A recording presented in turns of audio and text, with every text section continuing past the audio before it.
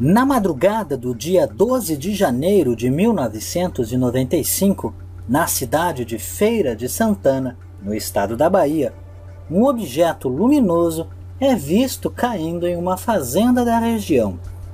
Testemunhas dizem que o objeto caía verticalmente, emitindo luzes que variavam entre o verde e o vermelho, e que em seguida um grande blackout atingiu a região. Beto, o dono da fazenda em que caiu o objeto, o encontrou em uma lagoa próxima. Ele o descreveu como metálico do tamanho de um fusca, porém em formato oval. O objeto ainda refletia o ambiente em volta, como uma forma de camuflagem. Chegando mais perto, ele nota uma escotilha se abrir, e de lá sair uma gosma, que ele não soube identificar o que era. Pela mesma escotilha, saiu também um ser peludo e com garras, que agonizava. Beto diz que ele lembrava muito um bicho preguiça. Em seguida, ele encontrou um outro ser dentro do objeto. Este já estava morto. Parecia uma criança, mas com traços bem estranhos, revelando sua natureza não humana. Ele retirou os dois seres do objeto e os levou para dentro de casa. Pouco tempo depois, já cerca de 5:30 da manhã, testemunhas observam um comboio do exército circulando a região.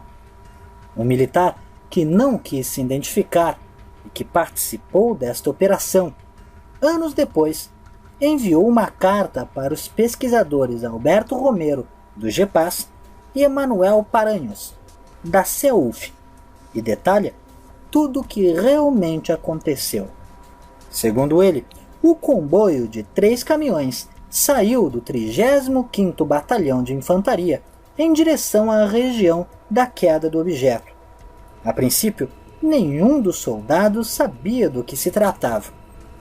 Chegando no local, os soldados imaginaram que havia sido um chamado falso, já que não havia fumaça ou sinal de destroços da queda de um avião. Mesmo assim, o comboio parou na fazenda de Beto e foram direto para a residência da fazenda. Chegando lá, o comandante tomou a frente. Bateu na porta da casa, porém ninguém atendeu. Aparentemente, parecia fechada. Mas foi após algum tempo que apareceu um funcionário da fazenda. O comandante teve um diálogo ríspido com o funcionário e, em seguida, chamou alguns soldados para vasculharem a casa. De lá, retiraram um corpo de uma criatura que lembrava um bicho preguiça e outro que parecia uma criança. Após os corpos serem colocados em um caminhão, o militar que relata esta parte do caso informa que foi até lá verificar o que era e ficou chocado ao ver que não se tratava de um bicho preguiça, pois apesar da semelhança, notava-se traços totalmente estranhos. Segundo o soldado, a outra criatura lembrava o cadáver de uma criança que havia morrido de fome. Os olhos eram muito maiores que a de um humano. O corpo era franzino e media cerca de 1 metro de altura. Em seguida, o soldado foi chamado para vasculhar uma lagoa próxima e lá encontraram o objeto metálico que Beto havia anteriormente encontrado também. Retiraram o objeto da água de forma bem fácil, já que, segundo o soldado, não pesava quase nada.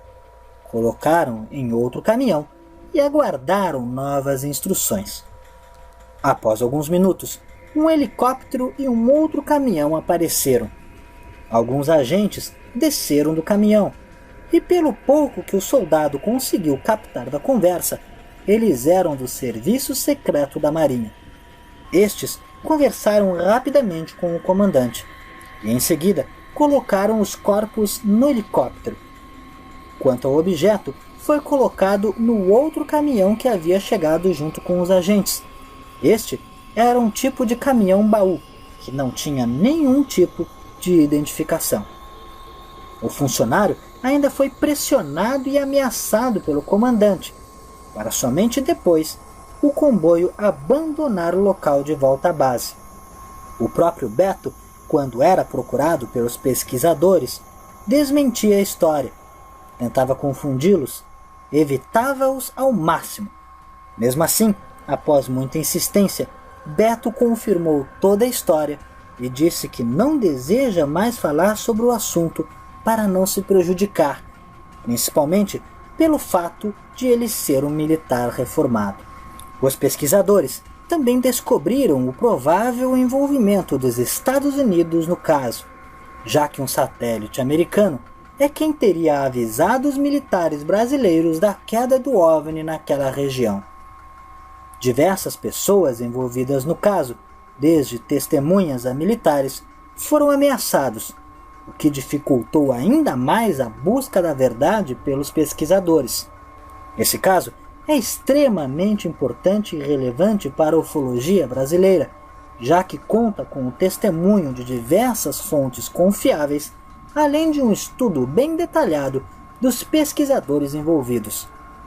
O que dificulta a solução interina deste caso é o fato de que as pessoas exigem sempre anonimato para dar seus relatos, e a interferência de agentes governamentais que também ameaçam muitas das testemunhas.